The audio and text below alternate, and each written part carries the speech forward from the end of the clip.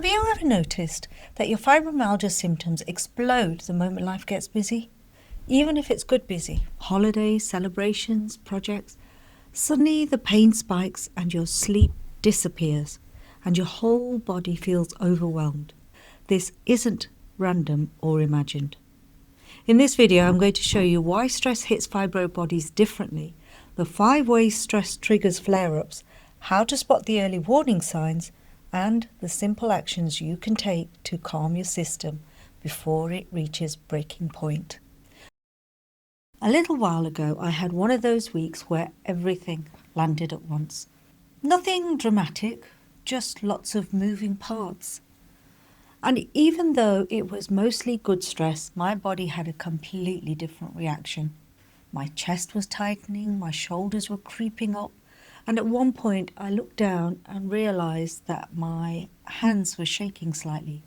That subtle fibro shake that appears when your system is overloaded. I carried on like we all do, and then 2 days later, flare. Full body pain, heavy fatigue, and that slowed down mind, where even the simplest things feel impossible. If that sounds familiar, there is a very real reason behind it. Fibromyalgia is deeply connected to the nervous system. Our bodies respond to stress faster and stay in that state longer than most people realize. When stress hits, your brain flips into fight or flight. Most people switch out of that mode quickly. Fibro bodies often don't. So pain signals become amplified, like the volume knob is stuck on maximum. You'll hear that metaphor used a lot when people talk about fibro. And here's something many people don't know. Your body doesn't distinguish between good stress and bad stress. Anything busy, even exciting plans, can trigger the same overload. Okay, now let's look at the 5 ways stress triggers symptoms and flare-ups. Stress tightens your muscles automatically, especially your jaw, neck, shoulders and back. That tension sits on top of your fibro pain and makes everything more intense. For me, it starts with my shoulders rising without me realising. Then my jaw clenches, and then the headaches begin. Stress is one of the quickest ways to destroy sleep. You lie down and instead of resting, your mind comes alive. Fibromyalgia already causes non-restorative sleep, so even one bad night can start a spiral. Poor sleep leads to more pain leads to more stress, and more stress leads to even worse sleep, and then you're trapped in that cycle. Your body treats stress the same way it treats an injury. It sends out inflammation as a protective response, but inflammation causes swelling throughout the body, in your muscles, in your joints, nerves, and digestive system. That swelling increases pressure on nerves and tissues, so everything becomes more painful and sensitive. When I'm inflamed, the nerve pain in my fingers from my broken wrist becomes almost unbearable. Most days it's mild and I hardly notice it, but with inflammation it becomes excruciating, even waking me up at night.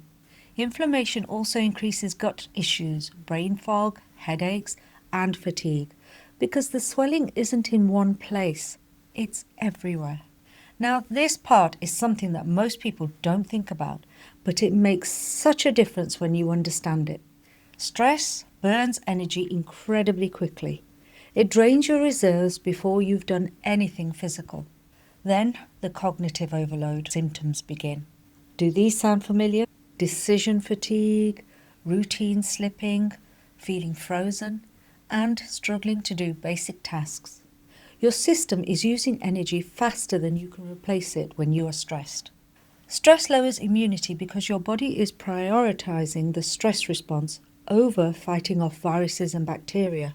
So, during or after stressful periods, it's very common to get sick. Colds, stomach bugs, viral infections, and those infections trigger huge flares. Sometimes the flare doesn't hit during the stressful period. It hits after, when everything finally stops and your adrenaline drops. Your body holds everything together so you can get through it. And when the danger passes, the crash arrives. I've got a full video explaining this in more detail. I'll link it at the end.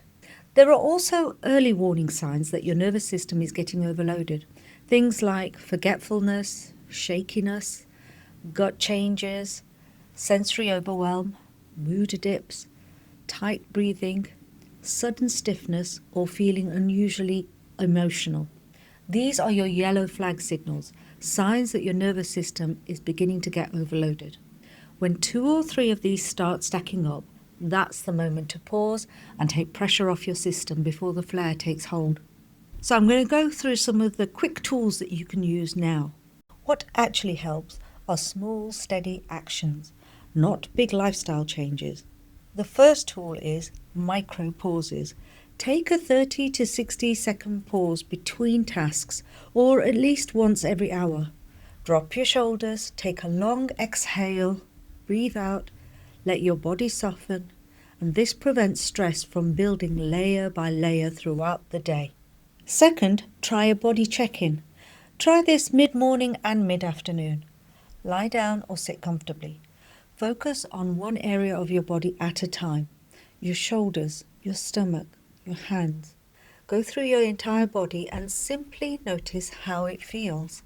I've got a short meditation coming soon that guides you through this exercise, and when it's ready I'll put it in the pinned comment and the description below. The third tool you can use is one-line journaling. Grab a notebook, a piece of paper, or even a post-it, and ask yourself, what's the loudest thing in my mind right now? Don't write an essay, just one line will do. You can even throw it away afterwards. And this exercise immediately reduces mental clutter. The fourth tool you can use is to have an anchor routine. An anchor routine is one small daily habit that keeps your system steady, even on difficult days. My anchor routine is 5 minutes of gentle stretching every morning. It's simple, steady, and keeps my system calmer.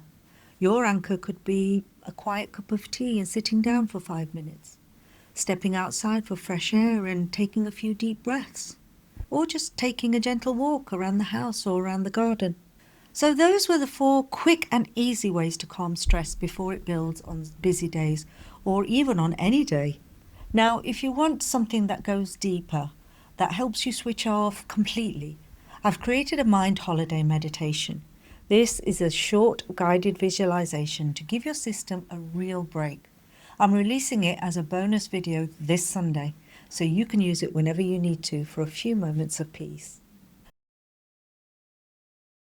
So, if you've ever been told, you're just stressed, you now know the real physiology behind what's happening.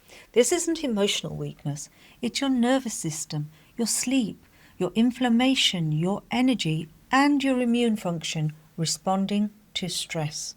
Your symptoms aren't attacks, they're signals. And the more you pay attention to those early signals, the easier it becomes to calm your system and stop a flare from spiraling. So, comment below, what's one thing that helps you keep your symptoms steadier during stressful times? Your idea might really help someone reading through the comments. And if you'd like to understand why flares often hit after you stop, I'll link that video here.